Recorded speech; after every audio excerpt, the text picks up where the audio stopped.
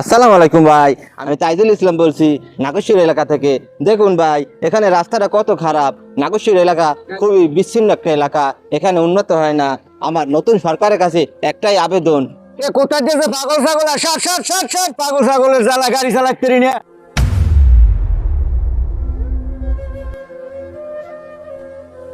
আসসালামু আলাইকুম ভাই, আমি তাইজুল ইসলাম বলছি নাগেশ্বর এলাকা থেকে।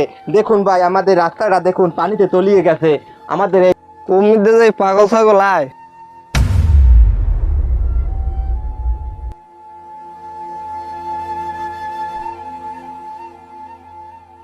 কিরে তাইজুল, তুই কান্দিস কে? না ভাই, আমি তো কান্দি না। আরে তাইজুল, তুই একদিন অনেক কিছু করবি। এবং আরো একটা আবেদন আমি জানাতে চাই নতুন সরকারের কাছে। এখান থেকে একটা এই যে নালা বয়ে গেছে, দেখেন মামা, এই বুকটা সামরা লই আমরা হাসাহাসি করছিলাম না, এই সামরা যে বাইরে লই গেছি। তুই ওদের বাড়ি চেনো? হ্যাঁ, ওই উত্তরকান্দায়। চল চল যা। ব্রিজে পার হয়ে কি এই বুকটা সামনে বাইরে লয়ে গেছে? আমি জানতাম ও একদিন ভালো কিছু করবে।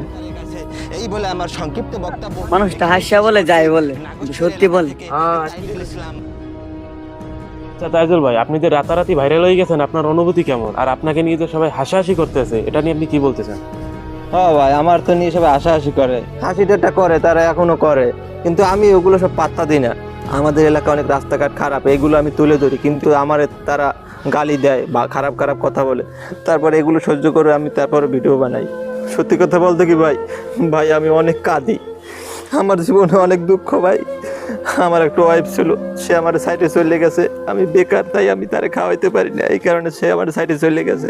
তবে আমি একটা কথা বলতে চাই এই দেশের মানুষের জন্য, পুরুষ তোমাকে সফল হতে হবে।